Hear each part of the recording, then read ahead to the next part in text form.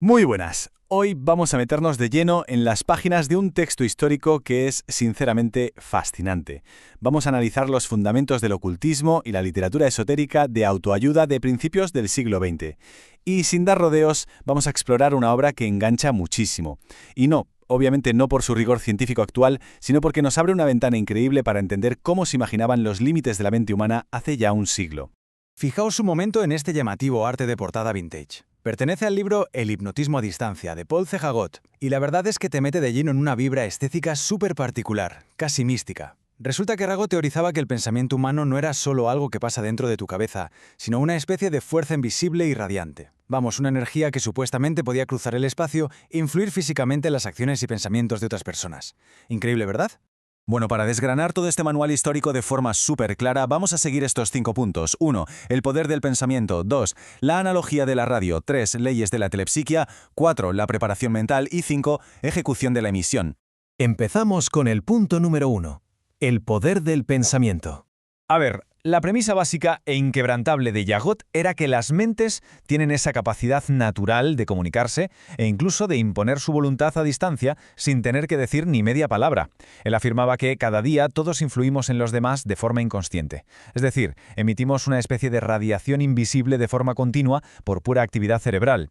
Pero claro, aquí viene lo interesante. El objetivo principal de este manual era enseñar al lector a convertir esa radiación aleatoria y dispersa en una imposición mental deliberada.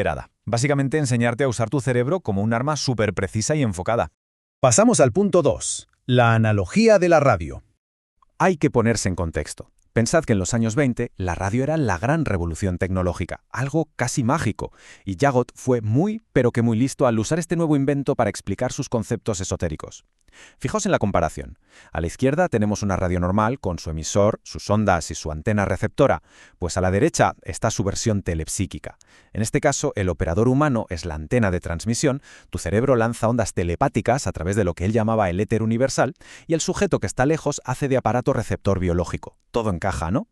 Como en todo buen manual técnico, Jagot se inventó su propia jerga para estas telecomunicaciones mentales. Hay 2 términos clave aquí. Primero tenemos el sintonismo, que es básicamente esa sintonía mental supernatural y espontánea que tienes con la gente muy cercana a ti. Y por otro lado está el sujeto heterotónico. Esto sería una persona totalmente indiferente o que se resiste. Y claro, para influir en un heterotónico, el operador tendría que aplicar una fuerza mental brutal, un tono de movimiento psíquico muy superior para lograr atravesar esas barreras. Vamos con el tercer punto, las leyes de la telepsiquia. A ver, os resumo las 3 primeras reglas, que son vitales. La primera dice que no puedes usar palabras abstractas, tienes que pensar en imágenes mentales súper claras. La segunda te advierte de que el éxito de esto depende 100% de la precisión de esa imagen. Y la tercera es clave. La fuerza con la que proyectas esa imagen depende de las ganas reales que tengas de conseguirlo. Esto significa que sentarte a pensar de forma fría y mecánica no sirve para nada. Necesitas un deseo intenso y una imagen exacta. Es literalmente como la luz potente y la cinta de un proyector de cine. Hacen falta ambas cosas para que se vea la película. Las 3 últimas leyes, de la 4 a la 6, van sobre la paciencia y el tiempo. La ley 4 asegura que es muchísimo mejor hacer una sola sesión larga al día que muchos intentos cortitos. La quinta nos explica que cada vez que lo haces bien, logras modificar ligeramente la barrera moral de la otra persona. Y la sexta lo remata. Para que esto funcione, tienes que repetirlo constantemente. Jagot llamaba esto impregnación gradual. Imaginaos una gota de agua cayendo sobre una piedra. Poco a poco, gota a gota, la termina perforando. Pues esa era la idea. Y así llegamos al punto 4, la preparación mental. Ojo con esto, porque los métodos de Jagot para acumular esta energía psíquica eran, súper extremos. Pedía un autocontrol casi inhumano. Primer paso, dieta impecable y controlar la respiración. Segundo paso, dormir profundamente para recargar el sistema nervioso a tope. Pero atended al tercer paso, reprimir deliberadamente cualquier movimiento físico o palabra espontánea durante todo el día. Tal cual. La idea detrás de este nivel de ascetismo tan bestia era taponar cualquier posible fuga de energía. Así lograban condensar esa tensión nerviosa sin desperdiciar ni un miligrama en gestos que no servían para nada. Para que os hagáis una idea del nivel de intensidad que exigía llegar a este estado mental, Jagot tira del famosísimo ocultista Eliphas Levi con esta frase brutal. Para hacer prodigios es preciso estar desprendido de las condiciones ordinarias de la humanidad, abstraído por la sabiduría o exaltado por la locura.